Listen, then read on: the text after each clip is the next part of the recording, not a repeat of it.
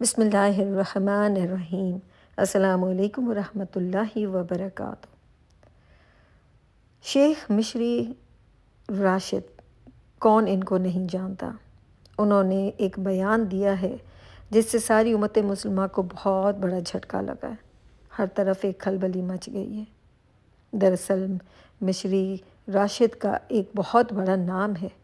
انہوں نے دین اسلام کے لیے بہت بڑا کام کیا ہے، بڑا ہی خوبصورت کام کیا انہوں نے۔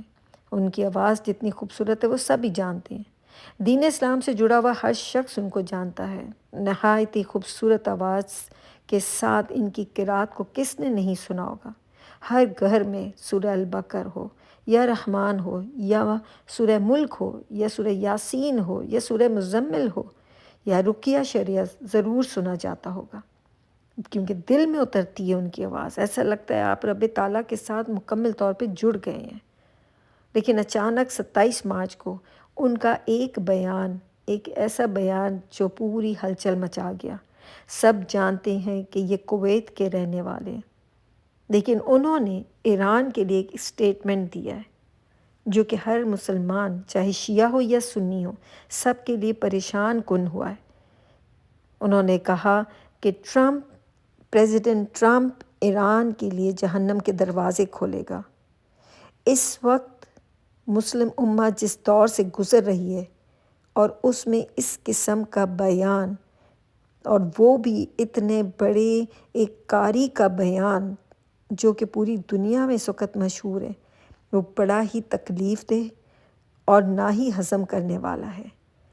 سب لوگوں کو تکلیف ہوئی، جو ان کے یوں سمجھ لیں فین ہیں، جو ان کے ساتھ جڑے ہوئے ہیں، ان کے لیے یہ واقعی بہت تکلیف دہ بیان ہے۔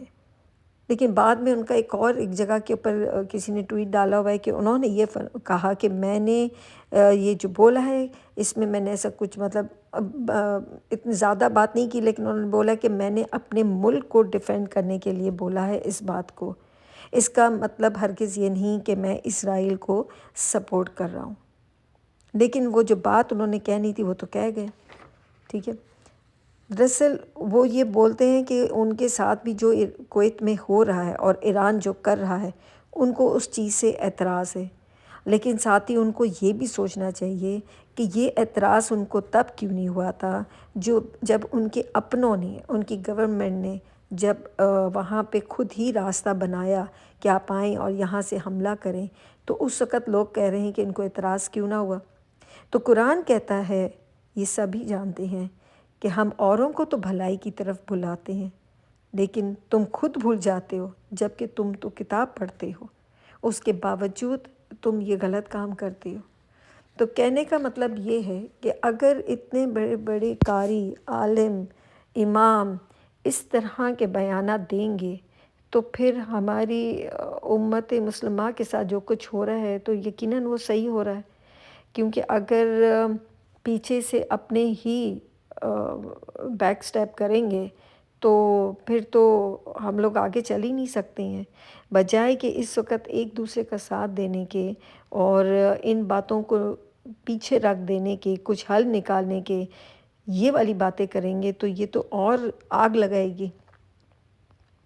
تو اس لیے سب لوگوں کو اس بات کے اوپر نہایت ہی دکھ ہوا ہے، بہت ہی افسوس ہوا ہے، اور سب یقیناً یہی چاہتے ہیں کہ اس طرح کے بیانات کہیں بھی کسی بھی طرف سے نہ آنے چاہیے۔